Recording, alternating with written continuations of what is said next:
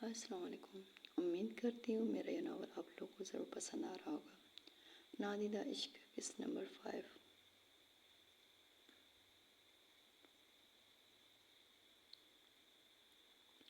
عرشا کے قدم drawing room کی طرف بے ساختہ تھے۔ یوسف کا چہرہ آدھا واضح ہو رہا تھا۔ عرشا نے آگے جا کر دیکھا، یوسف کا چہرہ دیکھا۔ یوسف تلاوت کرنے کے بعد دہیہ کو سبق پڑھنے کی تاکید کر رہا تھا۔ عرشا نے اس کا چہرہ دیکھا تو کچھ پل اسے دیکھتی رہ گئی۔ وہ ایک خوبصورت اور شاندار مرد تھا۔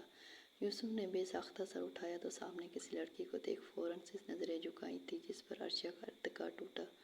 اس کی یہ حرکت عرشا کو ناگوار گزری، جبکہ دوسری طرف یوسف کے ماتھے پر بل آئے۔ یوں کوئی عزت دار گھرانے کی لڑکی دیدے پھاڑ کر کیسے کسی غیر کو دیکھ سکتی تھی؟ خفت کے مارے عرشا کا چہرہ سرخ ہوا تھا۔ دہیہ بھی وہاں بیٹھا اپنا سبق دہرا رہا تھا۔ عرشا سرخ چہرہ لیے وہاں سے نکلی اور نمرا کے کمرے کی طرف چل گئی۔ واؤ، کیا حال ہے؟ کیا ہوا ہے عرشی؟ جب عرشا کمرے میں داخل ہوئی، نمرا کمرے میں موبائل میں مصروف تھی۔ عرشا کو دیکھ اسے خوشگوار احساس ہوا، لیکن اس کا خراب موڈ دیکھ اس نے پوچھا، سمجھتا کیا ہے خود کو؟ مجھے اگنور کرے گا؟ یہ جو پارسا کا ڈھکوسلا اور نشہ ہے نا، یوں چٹکیوں میں نہ اتار دیا تو میرا نام بھی عرشا حیدر نہیں۔ عرشا نے نمرا کی بات کو نظر انداز کیے غصے سے کمرے میں چکر کاٹتے ہوئے کہا۔ عرشا کو یوسف کا اسے دیکھ کر جلدی سے اپنا سر جھکا لینا اپنی توہین لگی تھی، اسی لیے وہ اس وقت غصے میں تھی، جبکہ نمرا دوبارہ پاس بیڈ پر بیٹھ کر موبائل میں مگن ہو گئی، کیونکہ وہ جانتی تھی کہ عرشا کو غصہ صرف وہ خود ہی ٹھنڈا کر سکتی تھی۔ کیا ہوا ہے بتاؤ مجھے۔ تھوڑی دیر بعد جب اس کا غصہ قدرے کم ہوا تو نمرا نے اس کے پاس بیٹھے ہوئے پوچھا، دہیہ کے ٹیچر کا کیا نام ہے؟ عرشا نے نمرا سے پوچھا، جس پر نمرا نے بغیر سرتا پیر بات کے اسے عجیب سی نظروں سے دیکھا، لیکن کچھ بولی نہیں، کیونکہ وہ بول کر خود کی شامت بلوانا نہیں چاہتی تھی۔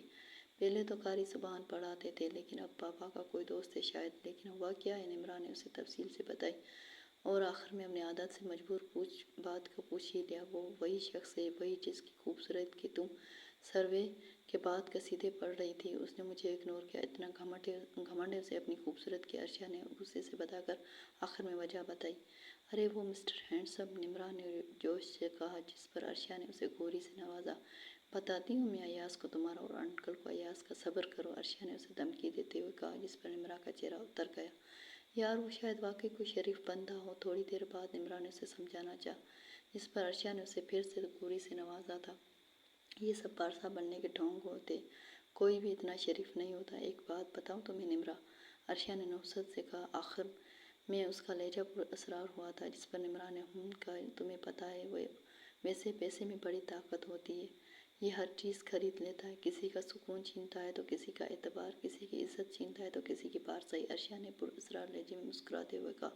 نمرا نے ایک نظر اسے دیکھا، جس کے چہرے پر اب اطمینان ہی اطمینان تھا، جبکہ دماغ مختلف تانحان جوڑنے لگا۔ کچھ دیر وہاں بیٹھی دونوں باتیں کر رہی کہ اچانک نمرا کے موبائل میں میسج کی ٹیون بجی۔ جب میسج کھول کر دیکھا تو ایاز کا تھا۔ چلو ایاز کا میسج آیا ہے، سمیر نے فوراً بلوایا ہے، چلو جلدی چلو، میں مما اور پپو کو بتا کر ابھی آتی ہوں۔ نمرا نے اسے اطلاع دی تو وہ دونوں ایک ساتھ نیچے اتری۔ ڈرائنگ روم کے پاس سے گزرتے اس نے ایک نظر اندر دیکھا تو وہاں کوئی نہ تھا، یوسف اب تک جا چکا تھا۔ پھر نمرا اپنی مما سے اجازت لے کر عرشا کے ہمراہ سمیر کی بتائی ہوئی لوکیشن کی طرف چل۔ ہائیکا باجی، مجھے کچھ چیزیں لینی ہیں بازار سے، آپ میرے ساتھ چلیں گی؟ بھائی کو تو فرصت نہیں ہے، کیونکہ اکیڈمی میں آج کل ٹیسٹ چل رہے ہیں، عبیرہ نے وہاں بیٹھی بچی کا سبق سن کر یاد آنے پر ہائیکا سے کہا۔ ٹھیک ہے، شام میں چلتے ہیں، ہائیکا نے مسکراتے ہوئے کہا، جس پر عبیرہ نے مسکرا کر ہاں میں سر ہلا دیا۔ شام میں دونوں بازار میں شاپنگ کر رہی تھی۔ عبیرہ اور ہائیکا دونوں عبایا ڈالے نقاب کیے ہوئے تھی۔ عبیرہ ہائیکا کے بازو کو ایک ہاتھ سے پکڑا ہوا تھا۔ تھوڑی دیر شاپنگ کرنے کے بعد وہ دونوں ایک شوز شاپ میں داخل ہوئی۔ ابھی وہ مختلف قسم کی جوتیاں دیکھ رہی تھی کہ اچانک کچھ لوگ شاپ میں داخل ہوئے اور طوفان بدتمیزی مچا دیا۔ تھوڑی ہی دیر میں زوہیب اور اس کے کچھ دوست شاپ میں داخل ہوئے۔ زوہیب اور اس کے دوست بار بار شوز دیکھتے اور ریجیکٹ کر دیتے۔ زوہیب اور اس کے دوستوں گویا ان لوگوں کو مذاق اڑانے کے لیے آئے تھے۔ زوہیب نے شاپ میں ایک طوفان بدتمیزی مچا رکھا تھا۔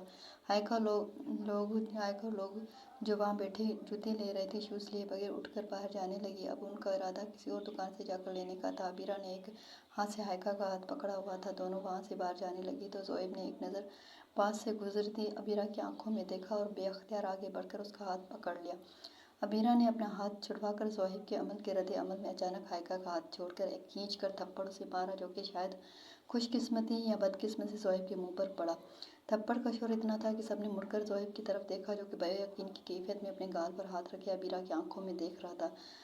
धधक के एहसास से ज़ोहैब का चेहरा लाल भौभका हो गया। ज़ोहैब के साथ अरसल भी आया था, जिसने उस सारे वाक़े की वीडियो रिकॉर्ड की थी। उसने वो वीडियो जल्दी से समीर को भेजकर एक तंज़िया नज़र ज़ोहैब पर डाली।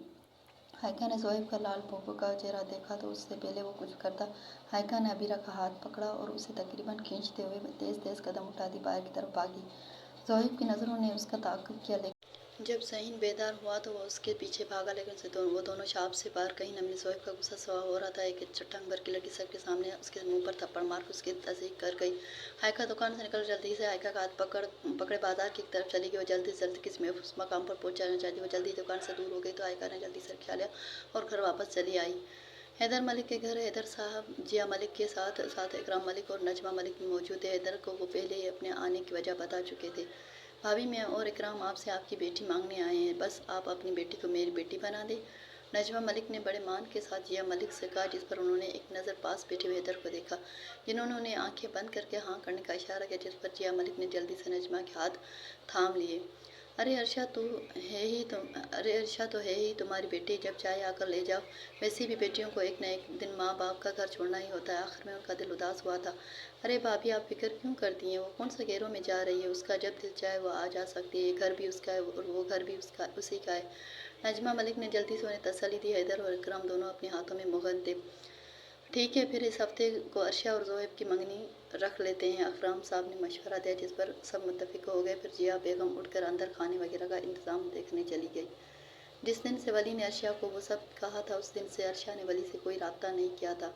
वली उस दिन से कुछ सुकून में था, क्योंकि उसने एक अच्छे दोस्त होने का फ़र्ज़ निभाया था। उसे अपनी ज़िंदगी तबाह करने से बचाने के लिए कोशिश की थी। उस वक्त वो अपनी माँ के पास बैठा उनके हाथ को अपने हाथ में लिए गैर मरी नुक्ते को देख रहा था। वो किसी गहरी सोच के ज़ेर असर था। वली की माँ कोमा में थी। 7 साल हो गए थे उन्हें कोमा में गए। बाजार से गुजरते हुए वो अचानक किसी ट्रक से टकरा गई, जिसकी वजह से उनका सर सड़क के किनारे पर लगा और वो कोमा में चली गई। उनका सबसे बड़ा ख्वाब वली को बाहर पढ़ाने का था, जिसके लिए उन्होंने दिन रात मेहनत की। वली के बाबा की डेथ उसके पैदा होने के कुछ माह बाद ही हो गई थी। उनका ख्वाब पूरा करने के लिए वली बाहर पढ़ने चला गया। उसकी मुलाकात वहाँ एक सेमिनार में अर्शिया से हुई। पहली मुलाकात में उनमें दोस्ती हो गई, जो कि आस्ते आस्ते गहरी हुई थी। अर्शिया अपने बारे में और अपने दोस्तों के बारे में उसे बताती थी, ये सब भी कि वो उससे चिढ़ते थे। वली ने हमेशा अच्छे दोस्त होने का फ़र्ज़ निभाते हुए हमेशा उसके रहनुमाई करता था। अब भी वो उसकी रहनुमाई कर रहा था, लेकिन वो समझने के बजाय इस बात का गलत मतलब निकाल बैठी थी। ये उनकी दोस्ती में पहली बार हुआ था कि वो उससे नाराज़ थी, वरना कभी भी वली ने कुछ कहा हो अर्शिया उससे पहले कभी नाराज़ नहीं हुई थी। अचानक उसे उससे अपने हाथ में हलचल महसूस हुई, तो वो सोचों के भंवर से निकल कर अपने हाथ को देखा तो उसके मामा का हाथ उसके हाथ में था। उसके मामा के हाथ में हलचल हो रही थी। वो अपने हाथ हिलाने की कोशिश कर रही थी। वली ने उनके हाथ को देखा और जल्दी से डॉक्टर को फ़ोन मिलाने लगा। कुछ देर बाद डॉक्टर ने आकर उनका चेकअप किया तो डॉक्टर ने वली की ज़िंदगी की नवीद उसे सुनाई थी। उसकी माँ 7 साल बाद कोमा से वापस आ गई। वली की खुशी का कोई ठिकाना न था। डॉक्टर उसे चंद ज़रूरी हिदायत देकर वापस चला गया। वली ने अपनी माँ का हाथ दोबारा से अपने हाथों में लिया तो आंखों से पानी बह निकला। अच्छी वो मुकम्मल तौर पर होश में नहीं आई थी। अभी उन्हें कमज़ोरी थी, इसलिए वो मुकम्मल तौर पर ठीक नहीं हुई थी, लेकिन ज़्यादा देर से वो जल्दी होश में आ जाएंगी। अर्शिया और निम्रा समीर की बताई गई लोकेशन पर पहुंची तो वहाँ ख्वाबनाक सा मंजर था। ये साहिल समंदर का किनारा था, जहाँ हर तरफ सजावट की गई थी। हर चीज़ सफ़ेद और सुर्ख रंग से सजाई गई थी। सफ़ेद पर्दों के साथ वहाँ गुलाब के फूल से सजाई हर चीज़ बहुत ही खूबसूरत लग रही थी।